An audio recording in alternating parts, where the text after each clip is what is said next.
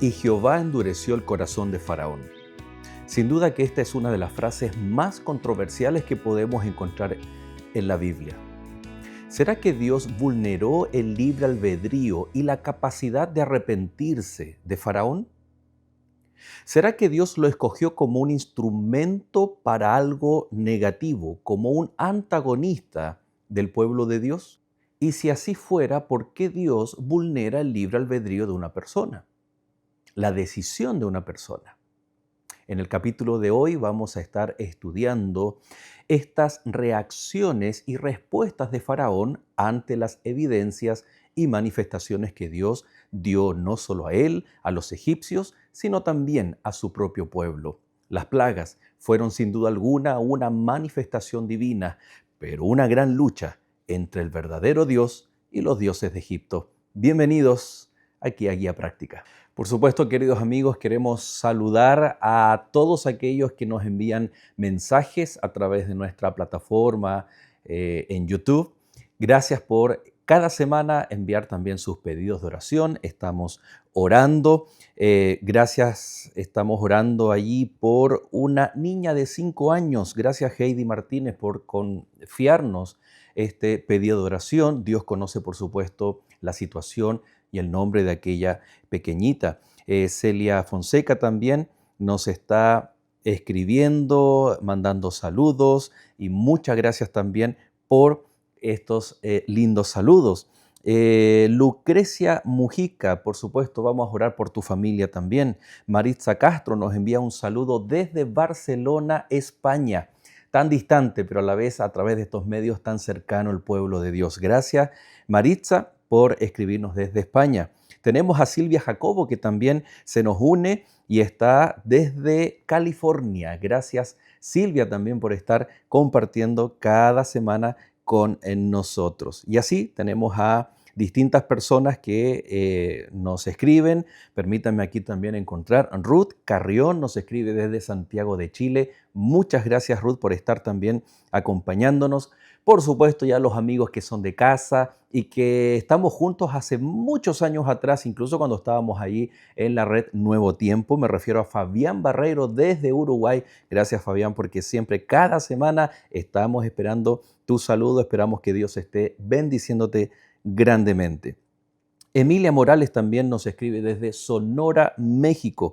Muchas gracias. Y desde Antofagasta, Ceci Aburto. Me imagino que tu nombre es Cecilia. Gracias, Ceci Aburto, por escribirnos, por supuesto, también. Desde Costa Rica, de Yanira Delgado, que ya nos ha escrito. Tengo entendido, parece, semanas anteriores. Gracias desde Costa Rica. Y, por supuesto, tenemos un saludo especial de Ruth Ruiz. ¿Por qué especial? Porque ella nos escribe desde la isla de Sun Cross. Isla Sun Cross, estas islas vírgenes, Sun Cross, muy cerquita ahí de Puerto Rico. ¡Wow! ¡Qué maravilloso lugar! Y gracias, Ruth, por estar también escribiéndonos y en compañía. Y Alejandro Domínguez nos escribe desde Ciudad de México. La semana pasada ustedes escribieron y por supuesto que queremos saludarle. Así que si tú estás mirando este capítulo, escríbenos allí, mándanos saludos desde dónde, desde qué ciudad, desde qué país, porque nos hace muy felices, nos alegra el corazón el saber de que estamos conectados y que estamos juntos estudiando la palabra de Dios con un mismo propósito. Y para antes de abrir la palabra de Dios, por supuesto es muy importante orar a nuestro Dios, teniendo en cuenta aquellas peticiones por familia, por aquella pequeñita de 5 años, por salud, por diversas situaciones que ustedes mismos están escribiendo allí en los comentarios para que así esta linda red de amigos podamos estar orando los unos por los otros. Te invito entonces a que podamos orar a nuestro Dios. Querido Dios y Padre nuestro, gracias Señor te damos por la oportunidad de poder estudiar tu palabra, pero también de orar por cada uno de nuestros amigos, orar los unos por los otros. Gracias Señor, porque la oración nos une y a la vez nos hace confiar en tu voluntad y en tu poder. Acompáñanos en esta hora que abriremos tu palabra, lo rogamos en el nombre de Jesús. Amén. Muy bien, queridos amigos, durante este capítulo vamos a estar estudiando la lección número 4 titulada Las plagas. Y te quiero invitar allí a abrir la Biblia en Éxodo capítulo 7 a partir del verso 10 en adelante. Dice allí la palabra de Dios, o este episodio hace mención a el momento cuando Moisés y Aarón van donde Faraón, pero esta vez para mostrar y manifestar una señal muy particular. Vieron pues Moisés y Aarón a Faraón, e hicieron como Jehová lo había mandado, y echó Aarón su vara delante de Faraón y de sus siervos, y se hizo una culebra, una serpiente. Dice el verso 10. La verdad que cuando recordaba este episodio, mi infancia, ya sea en los libros o en películas, e incluso con aquellos efectos especiales, era impactante. Era inevitable que esa escena de la vara de Aarón y Moisés convirtiéndose en serpiente y que posteriormente a esto los Faraón les dijera a sus magos que hicieran exactamente lo mismo. Y aquí viene lo impactante, y que la serpiente de Moisés o el báculo de Moisés se comiera a las otras serpientes y luego volviera a ser un báculo en la mano del líder del pueblo de Dios, era realmente impactante. No dejaba indiferente a nadie. Si esto fue lo que causa o lo que causó en mi caso cuando por primera vez, siendo niño, vi esa película, esa imagen, imagínate tú aquellos que estaban en el Palacio Real, aquellos que estaban en ese momento observando lo que estaba ocurriendo. Sin duda alguna que ya es una escena impactante, pero el trasfondo que tiene es mucho más importante e impactante. Es más, la lección de esta semana nos deja ver aquello, el trasfondo que hay. Y por supuesto que nos hace bastante sentido, por ejemplo, cuando imaginémonos que nuestros hijos tienen en el colegio que hacer una presentación en la escuela. Y nuestro hijo o nuestra hija tiene que ir disfrazado de egipcio. Y vamos al lugar donde arriendan o donde venden accesorios para disfraces y resulta que este sombrero, gorro, corona, utensilio que usaban los gobernantes egipcios, hasta el día de hoy podemos encontrar algo muy característico que precisamente era la serpiente aquí en la frente. Aquí estamos mostrándote una imagen que, aquí en la pantalla, que muestra algunos descubrimientos arqueológicos, algunas iconografías egipcias, en donde se ve el uso e importancia de la serpiente. Y tal como lo menciona la lección de esta semana, esta diosa tan importante dentro de los más de 1500 dioses que los egipcios adoraban, tiene una importancia muy, muy trascendental. La diosa que estaba representada por una cobra. Pues bien, ¿qué crees tú que significa que Dios toma un elemento importante para la cultura egipcia, un elemento de adoración, un elemento cúltico? Y Dios, al pedirle a Moisés que lance su báculo y se convierta en serpiente, y que de alguna forma los magos hacen lo mismo porque sin duda alguna estaban bajo el poder del enemigo manifestado a través de esta idolatría, de este ídolo. Por lo tanto, es interesante pensar, tanto así se va a ver desarrollado en cada una de las plagas, que Dios tomó un elemento pagano para demostrar que Él es superior a esos dioses y a esos elementos paganos, y que por ende sus líderes son más grandes que el mismo líder de esta cultura pagana idolátrica como lo era el faraón. Y tal como lo hacemos semana tras semana, vamos a destacar tres puntos importantes de la lección. Este es el primero. Dios no está contra el pueblo egipcio. Dios no odia al pueblo egipcio, sino que esta es una lucha, una batalla entre Dios y los dioses de Egipto. Y como el faraón era parte o él mismo y su cultura lo consideraban un dios, por lo tanto es Dios contra los dioses egipcios, incluido el faraón. De esta manera, esta primera parte es la lucha resumida entre el bien y el mal, entre Cristo y Satanás. Esta lucha por la superioridad es el primer contexto al cual Moisés y Aarón se enfrentan cuando tienen que ir y hablar con Faraón. Bajo este contexto, nosotros debemos comprender uno de los textos bíblicos clave que es Éxodo capítulo 4, verso 21. ¿Recuerdas el contexto del capítulo 4? Es precisamente que Dios le está anticipando su misión a Moisés, pero le dice, junto con la orden de ir y hablar con Faraón, le dice, pero yo endureceré el corazón de Faraón. La segunda parte o el segundo énfasis que la lección está presentándonos es precisamente este endurecimiento del Faraón, del corazón de Faraón. Aproximadamente 10 veces, 9, 10 veces, ocurre que es Faraón, textos bíblicos, aproximadamente 9 a 10 textos bíblicos mencionan que es Faraón quien endurece su propio corazón. Y después tenemos otros 9 o 10 textos bíblicos que mencionan que ahora es Dios quien endurece el corazón de Faraón. Y aquí es donde nosotros debemos entender primero el contexto que nos da el énfasis número 1 y luego las acciones de Faraón o las reacciones de Faraón y luego la reacción de Dios, porque efectivamente llega una etapa, y lo vamos a ver especialmente en la sexta plaga, en que ahora cambia la gente. Ya no es Faraón que está endureciendo su propio corazón, sino que ahora el texto comienza a decir que es Dios quien está endureciendo el corazón de Faraón. En otras palabras, una especie de reacción divina a la decisión humana.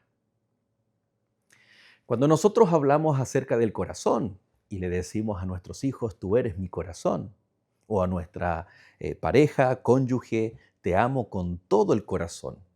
Literalmente el corazón es un músculo.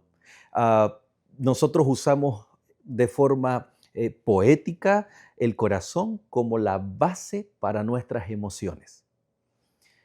Pero la Biblia, cuando habla del corazón, está asumiendo que es la base de lo racional y lo volitivo, no de las emociones. Por lo tanto, cuando nosotros tenemos que tomar una decisión, la Biblia siempre va a argumentar acerca de el corazón. Dame, hijo mío, tu corazón. No significa dame tus emociones, sino que significa que debes tomar la decisión de entregar tu vida a Cristo Jesús. O por ejemplo, cuando la Gran Shemá dice, llamarás al Señor tu Dios con todo tu corazón, con toda tu mente y con todas tus fuerzas.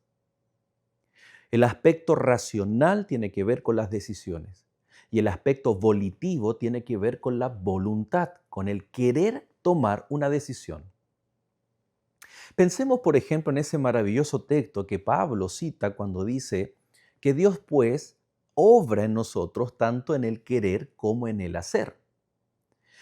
Es decir, cuando tú quieres y anhelas algo, tienes que llegar a tomar la decisión.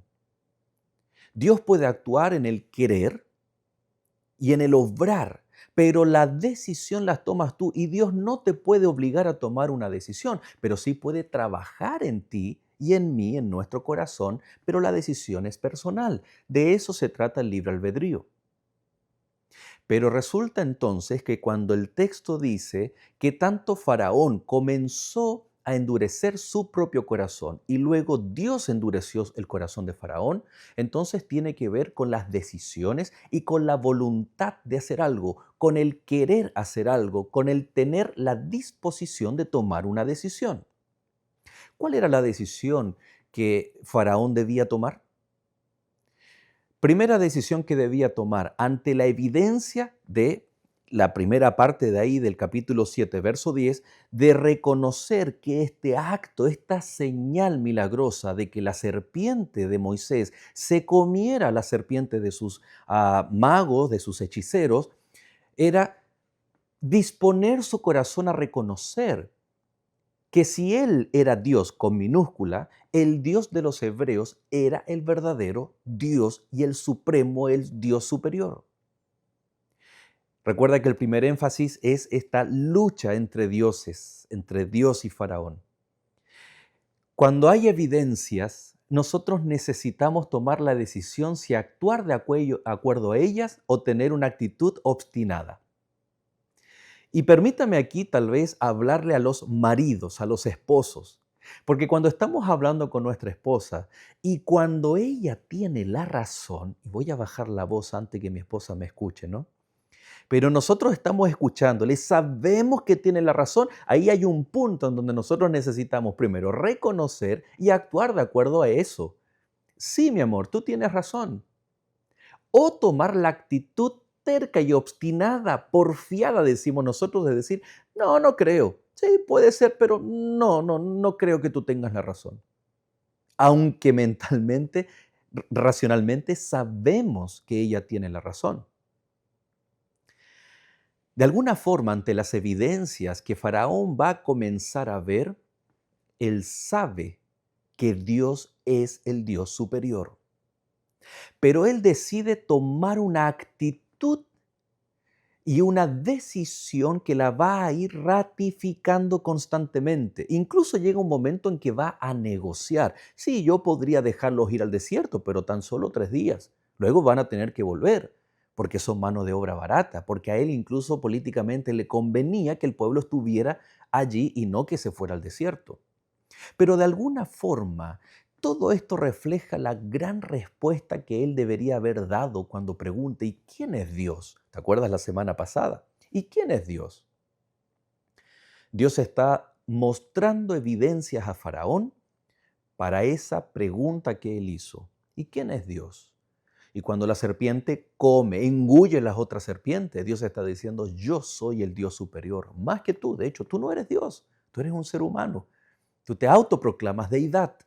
Yo soy el único Dios todopoderoso y verdadero.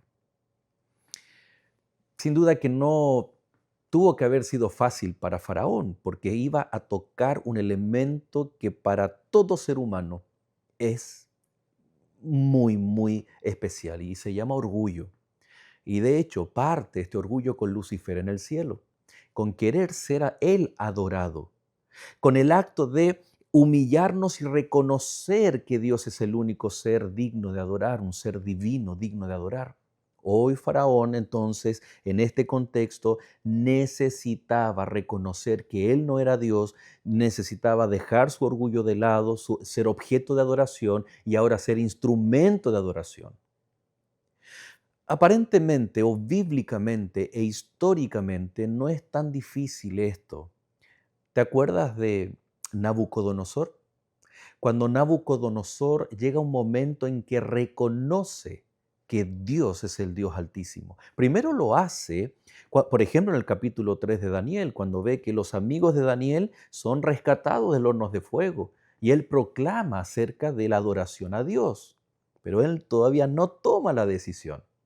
Y cuando él toma la decisión, registrado allí en el capítulo 4, se habla de que él reconoce al Dios de Daniel como el único Dios verdadero. ¿Te acuerdas también cuando Darío, años posteriores, al otro día de haber echado a Daniel en el foso de los leones, va y él declara que Dios, Daniel, tu Dios te ha cuidado? Y nuevamente está este reconocimiento por parte de un monarca de que Dios es el Dios absoluto, es el único Dios verdadero. Tal vez Faraón debiera haber estado en esa sintonía, tal como Nabucodonosor, como Darío, que tuvieron la oportunidad de ver las evidencias.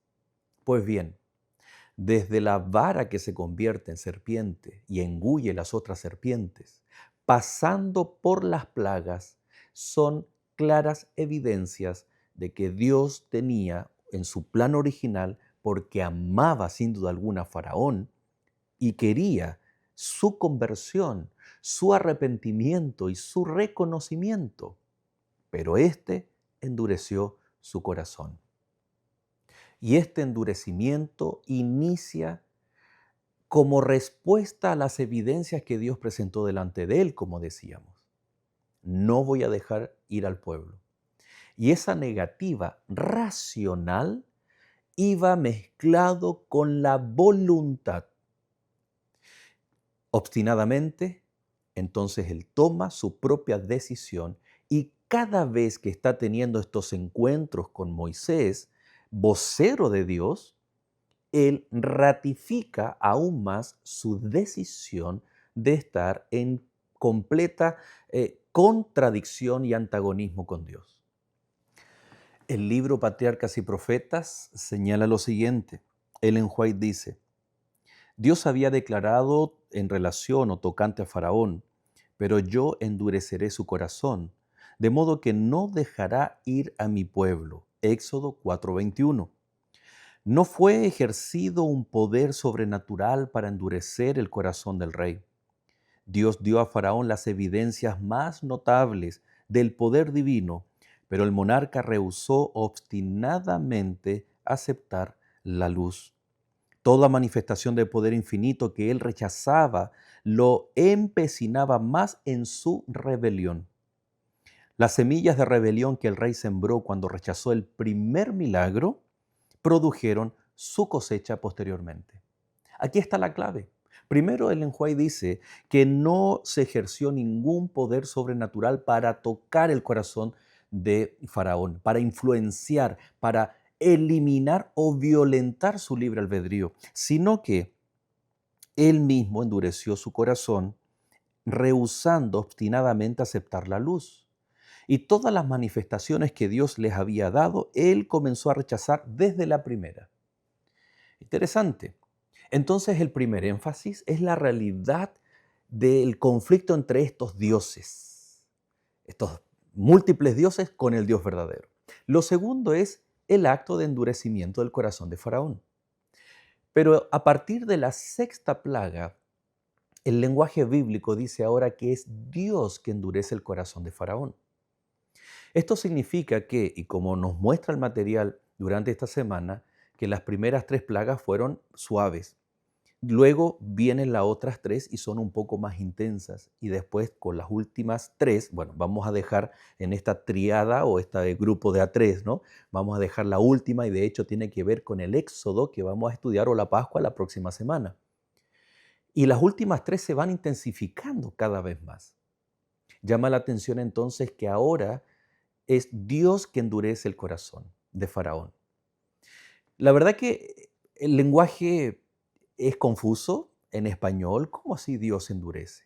Pero ya vimos que fue Faraón que toma su propia decisión. Y en ese estado en el cual está endurecido, Dios comienza a reaccionar de acuerdo a la decisión de Faraón.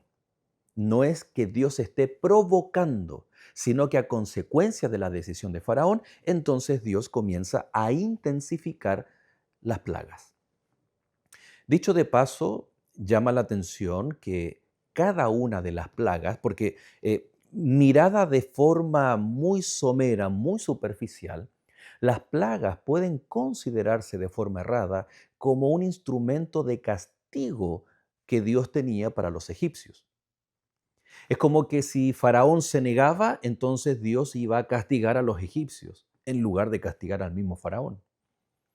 La verdad que esta mirada es una mirada muy pobre acerca de la intencionalidad de Dios con respecto a las plagas. Y la lección de esta semana, en su trasfondo, nos muestra que, por ejemplo, el Nilo era incluso adorado por los egipcios. Por lo tanto, cuando Dios le pide a Moisés que toque, que convierta el agua del río Nilo en sangre y que luego eso se revierta, Dios está, en otras palabras, enviando un mensaje a los egipcios. Ese es tu Dios. Ese es símbolo de fertilidad, de bonanza. Mira lo que hago con tu Dios. ¿Y sabes por qué yo puedo hacer eso? Porque yo soy el verdadero Dios. Es un mensaje de amor para que no quedaran indiferentes, pero a la vez es un mensaje fuerte. Pero aún así Dios quería no solamente manifestarle a Faraón que él era superior a él, sino también que los egipcios deberían haber creído en Dios porque él era superior, en este caso, al río, al dios del Nilo. Luego vienen las ranas. Y también ellos tenían una deidad para las ranas o para la mayoría de los seres vivientes. Y así con el ganado, con los sembrados, todo a ellos les hacía sentido de objeto de veneración y adoración. Por lo tanto, cada una de las plagas, como estamos viendo esta semana, tiene que ver con dioses egipcios, con dioses paganos. Y cuando Dios actuaba de esa manera, a través de las plagas, estaba haciendo exactamente lo mismo que con la serpiente, tomando un elemento que era objeto de adoración egipcio y Dios como todopoderoso y creador, porque el que creó el río Nilo, el que tiene el control de las ranas, de los granizos, de las moscas, de cada una, es Dios. Y eso tú y yo lo sabemos. Y era lo que Dios quería dar a conocer también a los egipcios. No era un instrumento de castigo, no eran las plagas, sino eran la forma en que Dios iba a intensificar el mensaje dado por Moisés para que aquellas personas pudieran conocer acerca de Dios. Esto también iba a provocar algo en el pueblo de Dios, porque las plagas no iban a afectar al pueblo fiel de Dios. Y esto tiene mucho que ver, estos tres énfasis que hemos visto, tienen mucho que ver también con el tiempo final. Recuerda que el pueblo iba a ser o va a ser libertado para ir a la tierra prometida. Llama la atención de que aquí hay dos pueblos que deben ser libertados o que Dios quiere libertar: los egipcios y los hebreos. ¿Cómo así alguien podría decir? ¿Cómo Dios quiere libertar a los egipcios? Bueno, a los hebreos de la esclavitud que los mismos egipcios habían eh, impuesto al pueblo de Dios. Pero los egipcios deberían o necesitaban ser libertados de su idolatría. Todo lo que Dios hace, todas sus manifestaciones, no es simplemente para obligar, para tomar del cuello a Faraón y obligarlo a que el pueblo fuese dejado en libertad. No, aquí Dios está queriendo darse a conocer el yo soy como el Dios superior, como el Dios que es digno de adorar y que ningún ídolo, ninguna deidad con minúscula puede estar por sobre Dios. En el tiempo final Dios quiere libertar a su pueblo, a ti y a mí. Pero Dios también necesita libertarnos del pecado, de la esclavitud de la idolatría. Podemos tal vez tener dioses por encima de nuestro Dios Todopoderoso, consciente o inconscientemente. Un vicio, un hobby, alguna actividad que nos resta tiempo que tal vez merece Dios. Nuestra fidelidad puesta a prueba cuando fallamos es porque tal vez preferimos algún otro elemento por sobre Dios. Tantas cosas que muchas veces nos sitúan tal como los egipcios. Necesitamos ser libertados de la idolatría hoy en día, porque de lo contrario, cuando nosotros normalizamos ciertas prácticas, normalizamos cuando le fallamos a Dios y decimos aquí no ha pasado nada, adivina qué pasa con nuestro corazón. Efectivamente, se endurece.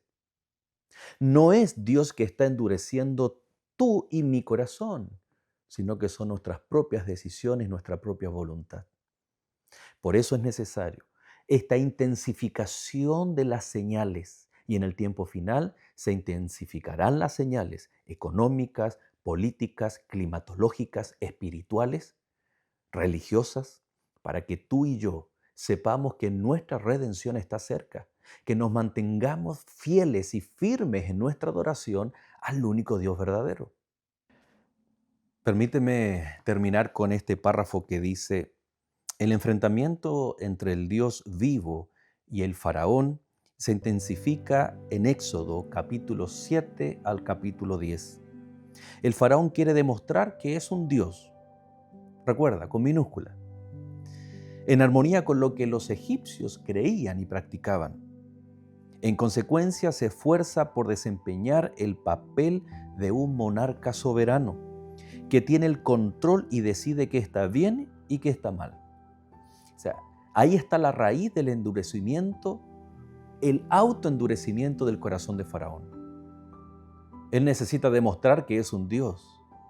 Él necesita obstinadamente mantener su posición, supuestamente por sobre cualquier otro Dios.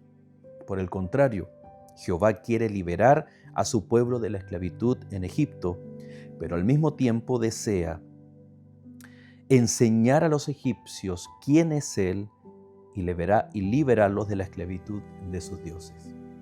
¡Qué maravilloso! Aparentemente veíamos este episodio de la Biblia, de la historia del pueblo de Dios, como un Dios que para cumplir sus propósitos con su amado pueblo, con el pueblo del pacto, para cumplir las promesas que había hecho, para cumplir las promesas que le había hecho a sus antepasados, necesitaba castigar y destruir a una nación completa, incluido a su líder, el faraón. Pero vemos que, independiente del resultado final, la intención del corazón de Dios refleja su carácter de amor, justicia y misericordia, que da las oportunidades, las evidencias para que Faraón y los egipcios reconocieran y tomaran una decisión. No obstante, liderados por este terco y obstinado Faraón, ellos toman la decisión de no obedecer a Dios, de no reconocer a Dios como el Dios Todopoderoso, sino mantenerse obstinadamente en sus propias posturas. Se deja ver incluso que algunos de ellos, incluso esos mismos magos, hechiceros, que de alguna forma miran a Faraón y le dicen, ¿y por qué este hombre aún sigue siendo tan terco y obstinado ante todas las evidencias acerca del Dios de los hebreos? Bueno, en el tiempo del fin también habrá muchas personas que al ver las evidencias de Dios seguirán en su postura terca y obstinada. ¿Qué debemos hacer tú y yo? Bueno, nuestra misión es seguir siendo como Aarón y Moisés. Nuestra misión es seguir presentándonos en fidelidad, fieles a nuestros principios, aunque los cielos se desplomen. A ser fieles a Dios y, por supuesto, deshacernos de cualquier ídolo que nos esté esclavizando en nuestra vida en esta hora. Que Dios te bendiga. Nos vemos la próxima semana.